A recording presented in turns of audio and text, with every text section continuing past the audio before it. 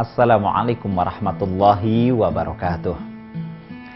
Alhamdulillahilladzi arsala rasulahu bil huda wa dinil haqq liyudhhirahu 'alad dini kullihi wa kafa billahi syahida. Asyhadu an la ilaha illallah wa asyhadu anna Muhammadar Rasulullah. Allahumma shalli 'ala sayyidina Muhammad wa 'ala ali sayyidina Muhammad. Amma ba'du. Saudaraku yang dirahmati Allah Subhanahu wa taala, mengayuh hidup rumah tangga bersama dengan pasangan seiring dengan perjalanan waktu. Hari berganti minggu, minggu berganti bulan, bulan berganti tahun, sehingga rumah tangga pun hidupnya kemudian mengalami pergantian usia. Biduk rumah tangga kemudian sudah mengalami umur. Tapi pertanyaannya adalah, apakah biduk rumah tangga yang sudah mulai berumur itu kemudian harus mengalami keusangan? Haruskah semangat mengayuh kehidupan rumah tangga harus mengalami keuduran, alias mengalami kerapuhan-kerapuhan, sehingga harmonisasi kehidupan rumah tangga harus mengalami goncangan-goncangan? Haruskah baut-baut penopang kehidupan biduk rumah tangga juga ikut aus, sehingga antara mur dan baut kemudian mengalami pengendoran-pengendoran? Apakah fenomena ini kemudian bisa ditanggulangi dengan sebaik-baiknya? Romantisme yang dibangun selama ini bisa seiring, sejalan, seia, sekata, berat sama dipikul, ringan sama dijinjing. Haruskah tinggal kenangan? Ketika suka, kita bisa saling tertawa bersama dengan pasangan. Ketika berduka, kita bisa saling menghibur satu dengan yang lain bersama dengan pasangan. Ketika ada kebuntuan dalam menghadapi persoalan kehidupan, selalu ada ide-ide cemerlang. Kemudian, jika kehidupan rumah tangga yang dibangunnya selama ini ada sedikit ujian-ujian, ada sedikit goncangan-goncangan, bukan karena ombak dari luar, bukan karena badai yang datang menyapa, tetapi karena adanya getaran-getaran emosi yang gelombangnya bisa jadi tidak lagi sinergi dan bertemu pada satu titik, di mana satu titik romantisme itu mengalami sedikit kehambaran asmara. Faktornya bisa jadi bermacam-macam. Mungkin secara fitrah manusiawi, manusia bisa mengalami kejenuhan-kejenuhan. Secara fitrah manusiawi, dalam berkomunikasi juga bisa mengalami kebuntuan-kebuntuan. Bahkan dari sisi semangat secara fitrah manusiawi, orang bisa mengalami pengendapan-pengendapan atau bahkan pelemahan-pelemahan semangat. Inilah yang sering disebut dengan istilah futur, yakni berdiam setelah bergerak, melemah setelah sebelumnya bersemangat. Dalam mengarungi kehidupan rumah tangga, bisa saja fenomena-fenomena ini terjadi di antara dua pasangan. Janji setia yang sering diucapkan, bahkan dengan bumbu-bumbu romantisme yang begitu indah. Misalnya saja ada satu ungkapan yang mengatakan, "Jika engkau menjadi piring, maka aku menjadi sendoknya. Jika engkau menjadi daun, maka aku yang menjadi tangkainya."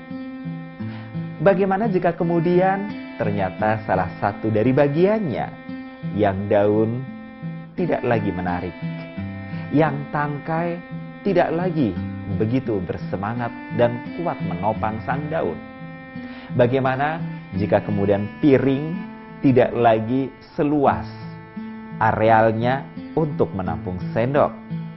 Bisakah biduk kehidupan rumah tangga ini akan berjalan seiring dan sejalan? Bisakah romantisme ini bisa dibangun senantiasa bersamaan? Bagaimana jika ternyata kemudian ujian yang datang itu berupa selingan indah keluarga utuh? Ujian rumah tangga yang sudah mulai berumur ini akan dihadapkan pada satu fase di mana kekuatan, kesabaran, ketabahan untuk tetap istiqomah mendampingi pasangan mendapatkan medianya yang begitu luas. Saya tidak mengatakan ini adalah ujian atau kemudian dikatakan sebagai halangan apalagi rintangan.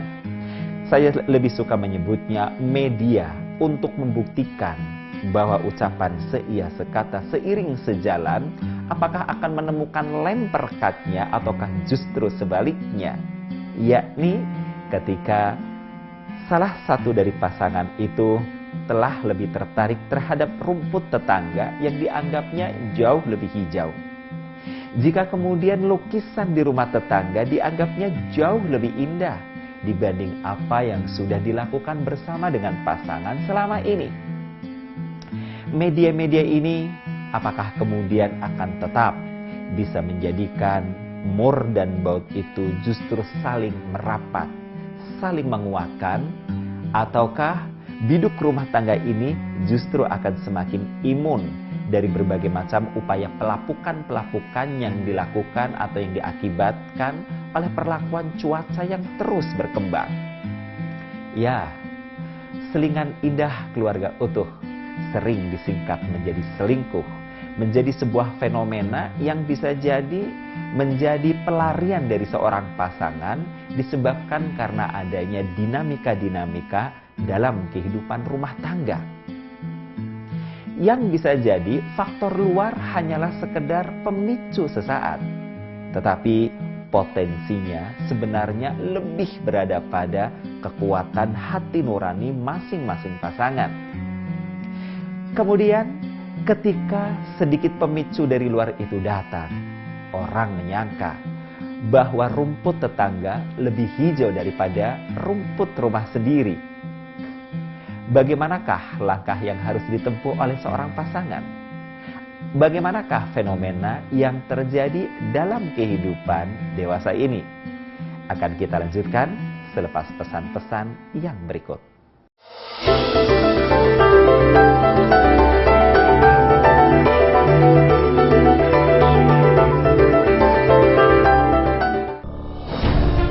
Ketika keindahan dunia merebak keselarasan, berbagi kemesraan. Ketika sejuta tangan merangkai kebahagiaan dalam kehidupan yang harmoni. Ketika zakat Anda wujudkan indahnya dunia.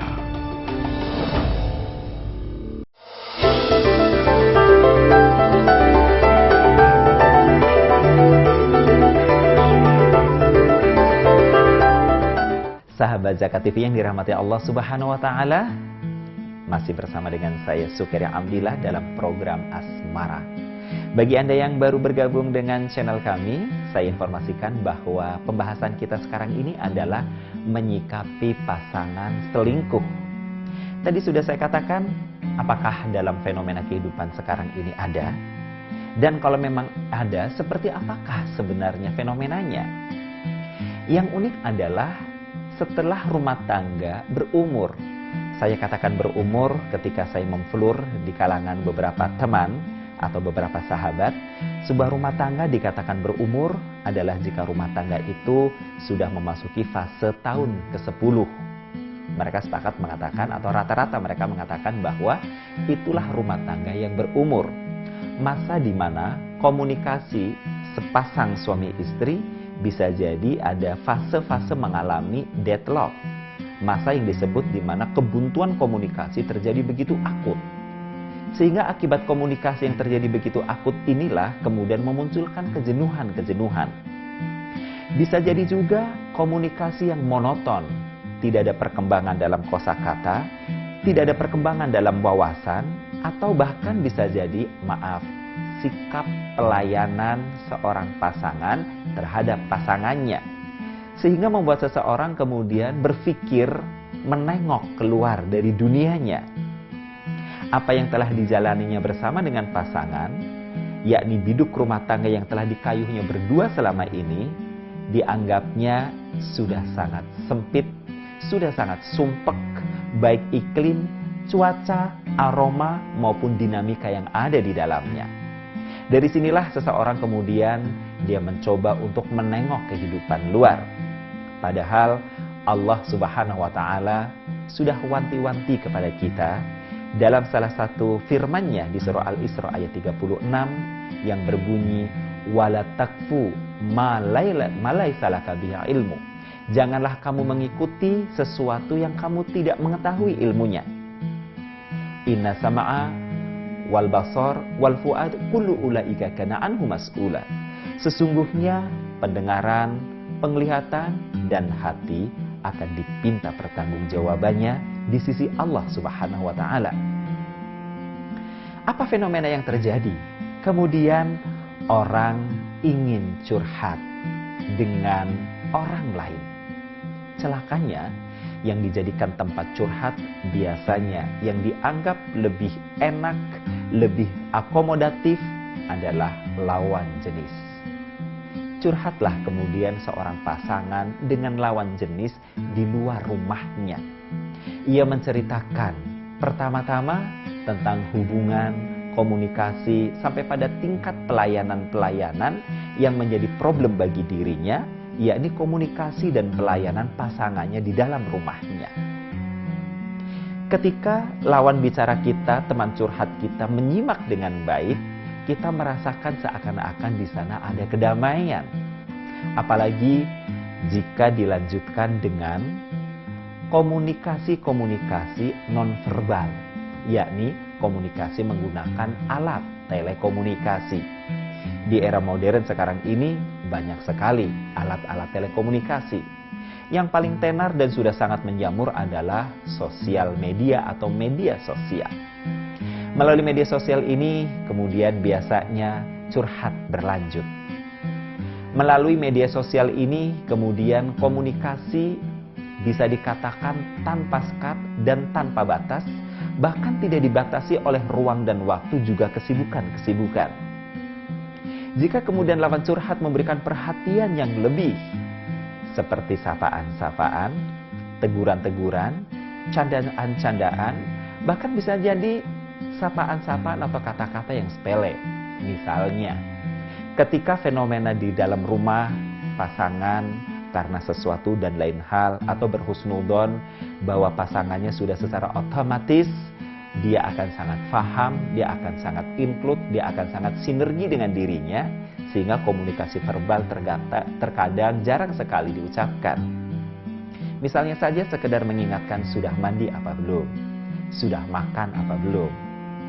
Ketika pasangan ini lalai atau abai karena menganggap sudah include tidak dilakukan lagi, sekali lagi dengan alasan rumah tangga sudah berumur, harapannya secara otomatis ungkapan-ungkapan seperti ini tidak lagi dibutuhkan secara mutlak. Ternyata lawan curhat mengungkapkan hal-hal yang kecil seperti ini. Misalnya saja dengan ungkapan kalau mereka muslim akan mengatakan Assalamualaikum, sedang apa? Kemudian diiringi dengan jawaban Waalaikumsalam, sedang memikirkanmu. Di sini akan mulai terbuka pintu di mana selingkuh itu terbuka peluangnya. Awalnya sekedar bercanda. Biasanya lawan bicara pun akan menjawab, entah itu dengan simbol-simbol, dengan grafiti-grafiti, simbol-simbol tersenyum, tertawa, atau hal-hal yang lucu. Biasanya dari sini seseorang kemudian mulai merasa semakin ada ikatan hati, mulai ada ketenangan-ketenangan, mulai ada kenyamanan-kenyamanan.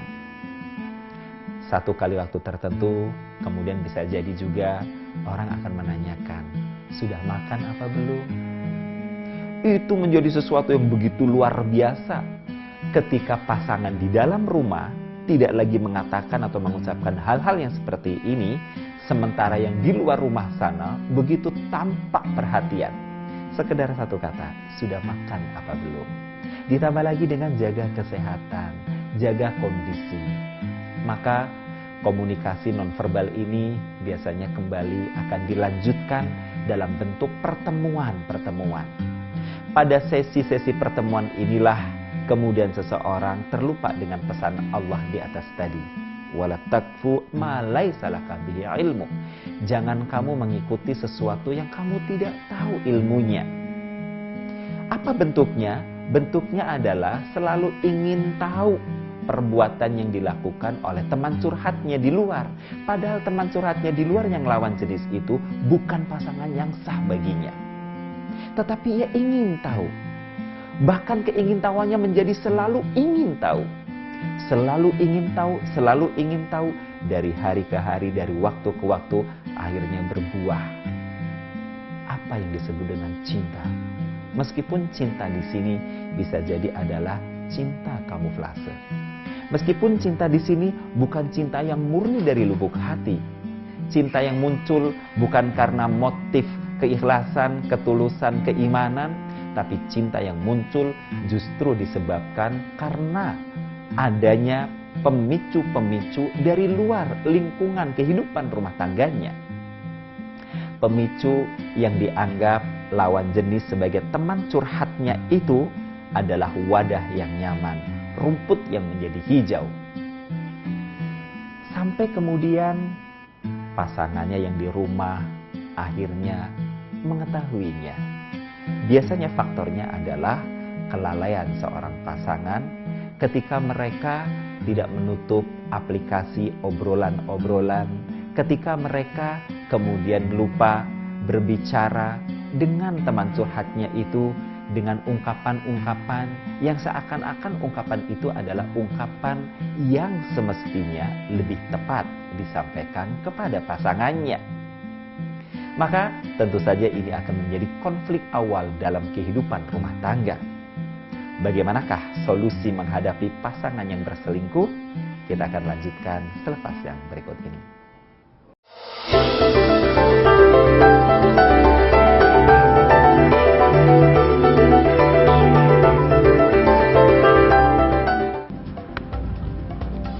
Semangat kemenangan harus berasal dari sportivitas yang datang dari hati.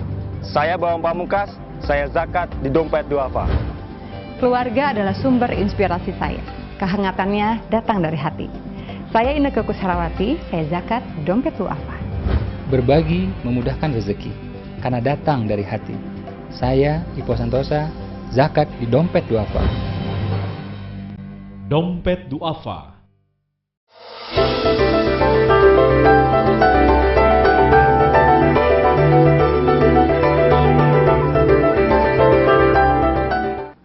Terima kasih Anda masih bersama dengan Asmara. Dalam program ini kita sedang berbincang tentang menyikapi pasangan yang selingkuh. Ketika kita mendapatkan ternyata pasangan kita selingkuh, ini sudah ada penanya, sebenarnya pertanyaannya cukup bagus. Kurang lebih pertanyaan ini berbunyi, Pak Ustadz, bagaimana menghadapi suami saya yang kedapatan di handphonenya itu ada pengirim SMS seorang wanita yang ungkapannya juga sebenarnya sederhana, yakni wanita ini hanya memuji tentang ketampanan suami sekaligus dia mengingatkan tentang makan siang. Kurang lebih redaksi kalimatnya berbunyi, Pak Ustadz, ada seorang wanita SMS ke suami saya. Isinya adalah, "Hei ganteng, jangan lupa makan ya, jaga kesehatan."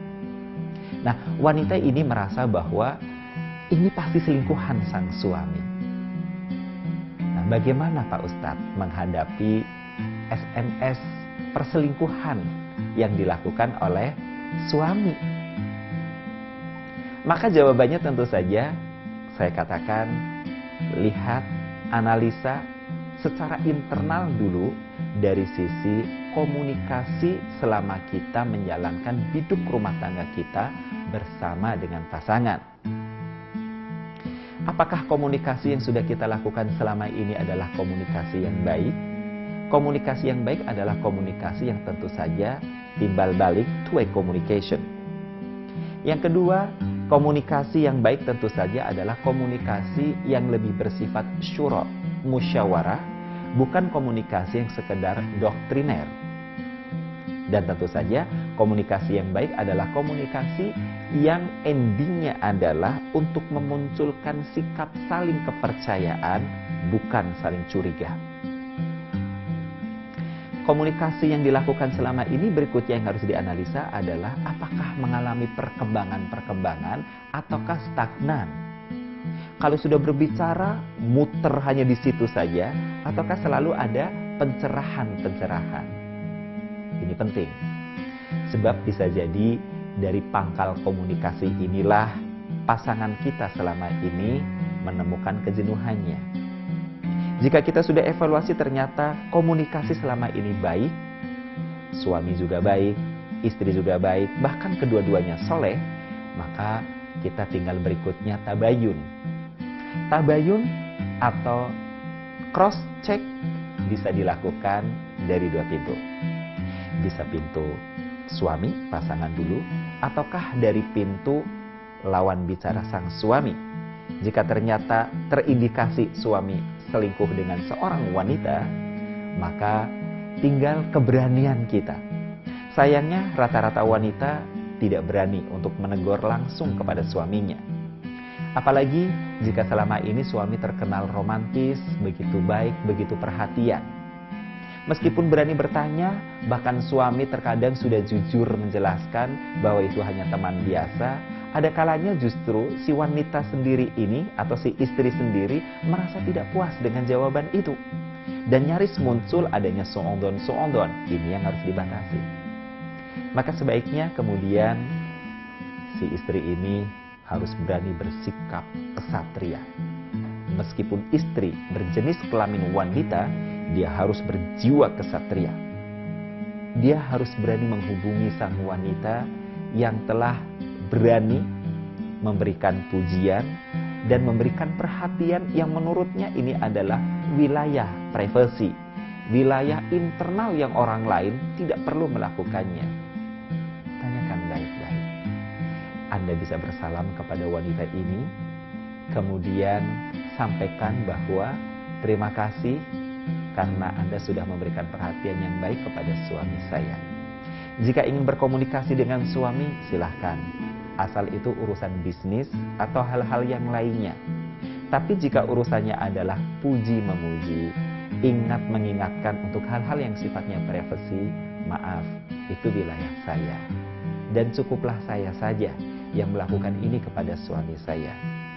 Anda, ibu, mbak, tidak perlu melakukan itu. Yang kedua, jika ternyata wanita ini masih terus membandel melakukan aksi-aksinya, maka yang kedua, telepon, temuilah dia. Kalau ditemui, kemudian disampaikan dengan baik-baik bahwa saya sebagai istrinya yang sah menghendaki agar komunikasi Anda dihentikan. Tidak boleh lagi menghubungi suami saya. Nah, maka kemudian antara reaksi si wanita yang menjadi teman komunikasi suaminya di luar rumah dengan penjelasan yang dilakukan oleh seorang suami, disinilah dicari titik temunya. Jika suami tegas mengatakan bahwa ia hanyalah seorang teman biasa saja, maka Anda, jika kasusnya menimpa kepada wanita yang suaminya terindikasi selingkuh, percayalah dengan jawaban sang suami. Tentu saja sebaliknya, sang suami ketika istrinya mengatakan, oh tidak, pria itu hanyalah teman biasa saja, cukup, percayalah, berhentilah sampai pada batasan itu. Kembalilah kepada apa yang Allah firmankan di atas tadi, wala taqfu ma laisa laka bi ilmu. Jangan kamu menggali-gali, jangan kamu mencari-cari persoalan yang kamu tidak tahu ilmunya. Jangan diikuti perasaan kamu, kecurigaan, ketidakpercayaan, kekhawatiran, kecemasan, kecemburuan yang tidak beralasan. Kenapa? Karena ketika Anda berdiri pada sisi yang paling moderat, toh yang perempuan di sebelah sana sudah ditabayun, sudah di cross check, yang suami juga sudah di cross check, maka pegang jawaban suami atau jawaban istri. Jika Anda memegang hal yang seperti ini, Anda akan mendapatkan energi negatif dari Allah Subhanahu wa taala, sebagaimana yang juga Allah gambarkan, wahudu ila thayyibi minal qaul, maka kepadanya kami berikan petunjuk pada kalimat-kalimat yang baik. Insya Allah emosi Anda akan reda, kejiwaan Anda yang akan bangkit, spiritualitas Anda justru yang akan berkembang. Anda akan bisa kembali berkomunikasi yang baik kepada pasangan Anda. Dan ketika Anda memberikan sodoran atau memberikan menu komunikasi yang baik kepada pasangan Anda, maka sudah barang tentu hukum alam, refleks kaunnya, suami pun kemudian pasti akan memberikan komunikasi yang baik. Atau jika terjadi kepada seorang suami, ketika suami memberikan komunikasi yang baik, insya Allah istri pun akan memberikan feedback yang baik. Hal jazaul ihsan ilal ihsan. Tidak ada balasan bagi satu kebaikan kecuali juga kebaikan. Dengan komunikasi yang baik, kemudian pasangan akan memberikan feedback, ya, memberikan komunikasi balik yang baik, maka insya Allah harmonisasi kehidupan rumah tangga Anda akan senantiasa terjaga. Semoga bermanfaat untuk kita semua. Bila taufiq wal hidayah. Wassalamualaikum warahmatullahi wabarakatuh.